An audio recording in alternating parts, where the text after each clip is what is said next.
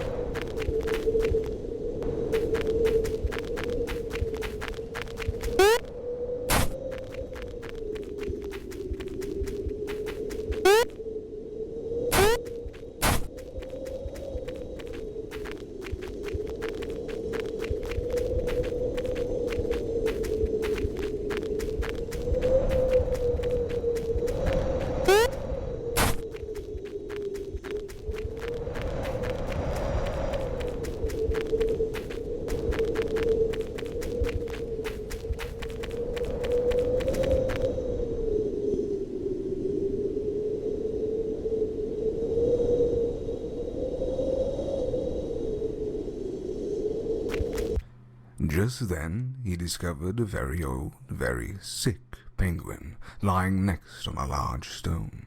"Won't you please help me?" cried out the old penguin. "I'm very sick and I'm very old.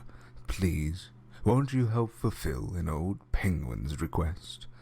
The littlest penguin agreed, and was horrified by what the old penguin said next. "Bash my head in with this stone. End my pain, littlest penguin." The littlest penguin did as he was told.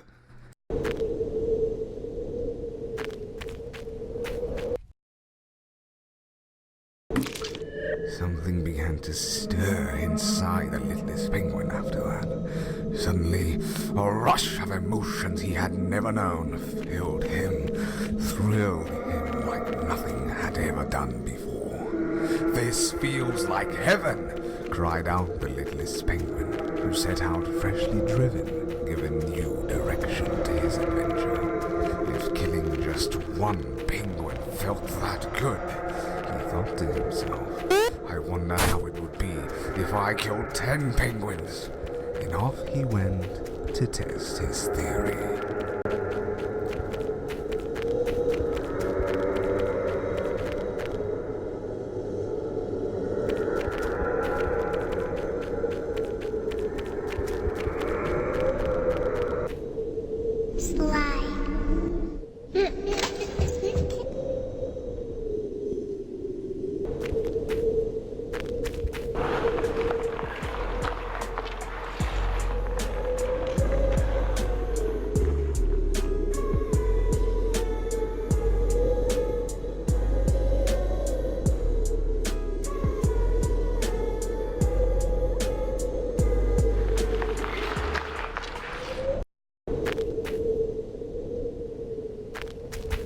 The littlest penguin came upon a small group of his peers. "This will do," he thought to himself, picking up a club that had been lying in the snow.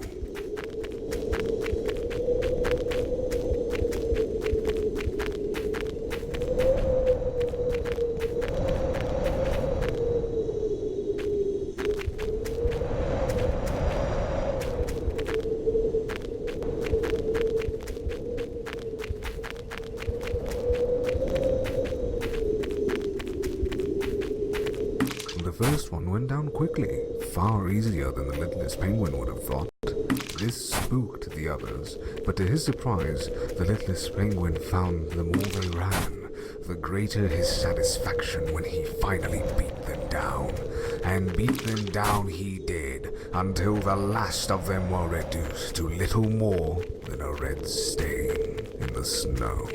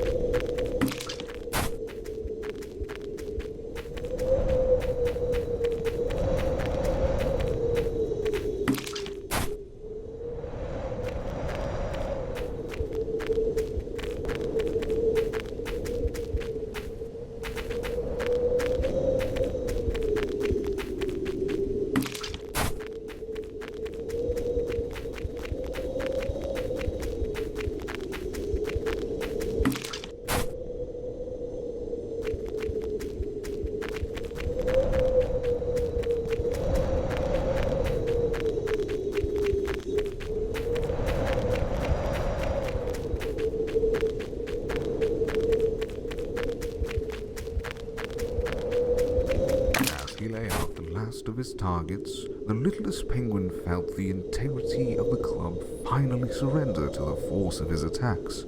The club fell in pieces to the ground, no longer capable of serving its purpose. "No matter," thought the littlest penguin. "Surely I will find a replacement weapon somewhere."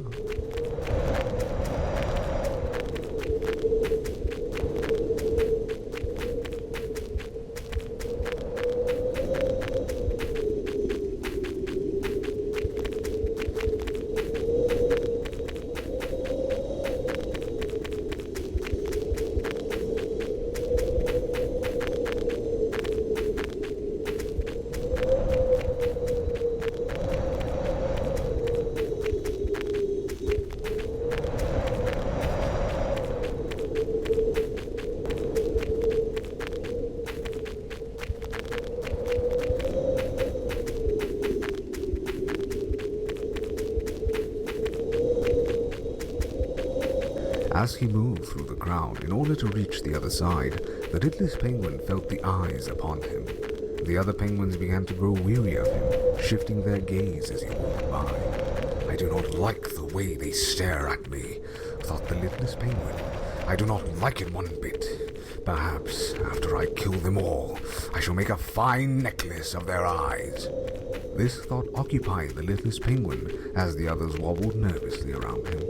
"And perhaps a crown made from their beaks, so all can see and marvel at how beautiful I am."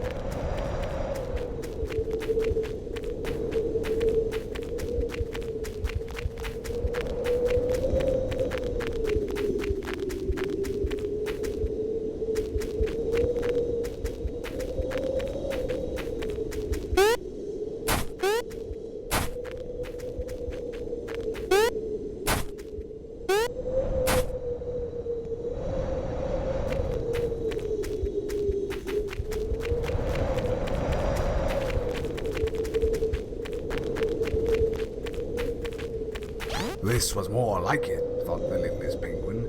He could now return to the other penguins and make good on his plans, the thought of which triggered an excitement he could hardly contain.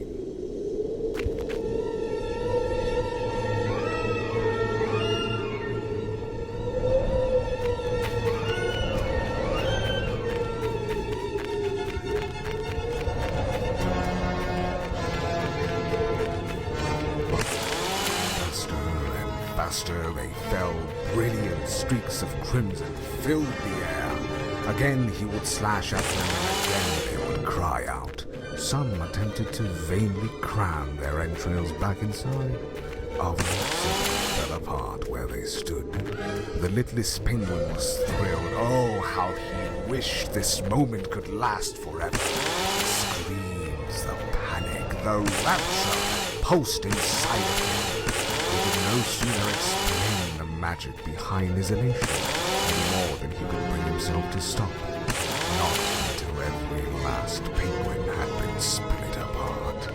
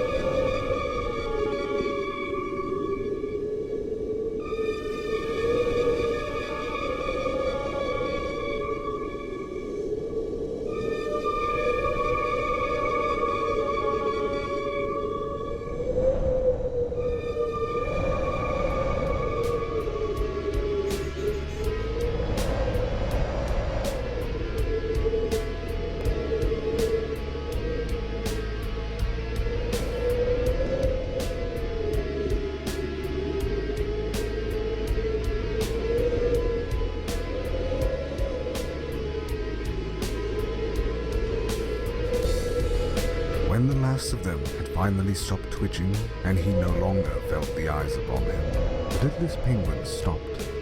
Breathing heavily, he surveyed the destruction he had wrought. They were all so beautiful now. Too beautiful, in fact. The ecstasy felt by the littlest penguin slowly faded, and an undeniable sense of emptiness began to take its place. It's not fair, he thought. They are all so beautiful now. Why can't I be beautiful like them? Why must I be the only one? It isn't fair. It just isn't fair. The littlest penguin looked at the chainsaw. The blood dripped off the teeth of the blade, almost glistening in the moonlight. Suddenly, the littlest penguin knew how to feel beautiful like the rest. He knew then what it was he must do.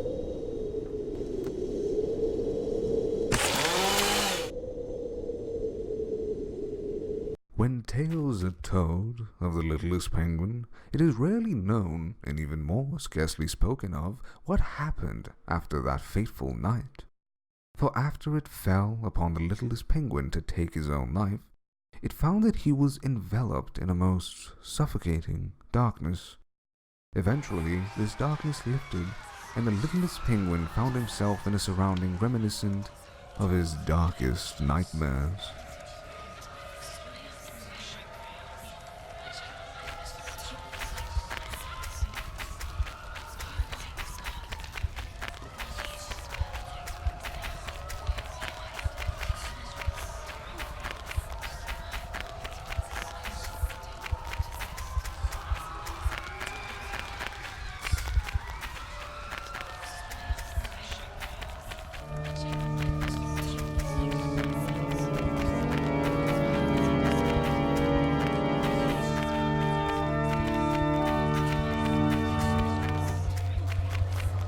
Gone were the familiar expansions of snow and ice. The blue, sunlit skies overhead now gave way to an unending darkness that seemed to devour the landscape around him.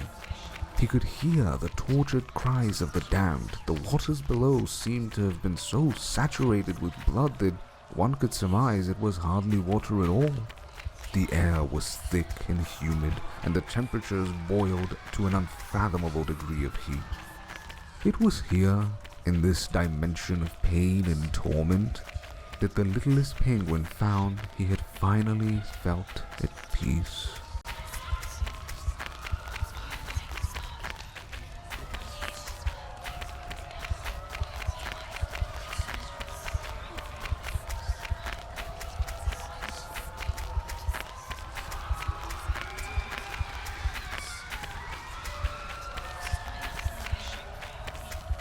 Approaching the pentagram, the souls of his victims circled a rising throne, which seemed to materialize from the coarse and abrasive stone at his feet. The littlest penguin took his rightful place upon it.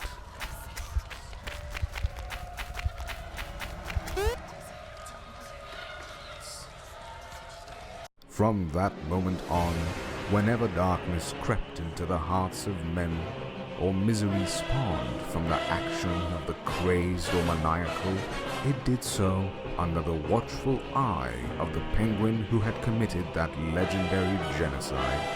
He had slaughtered, dominated, and annihilated all there was to conquer, and for his efforts he would reign supreme as the Lord of Chaos in the underworld. Upon his throne, some still say, the littlest penguin eternally waits, unquestioned ruler of his dominion, to exact pain and torment upon all who cross his path.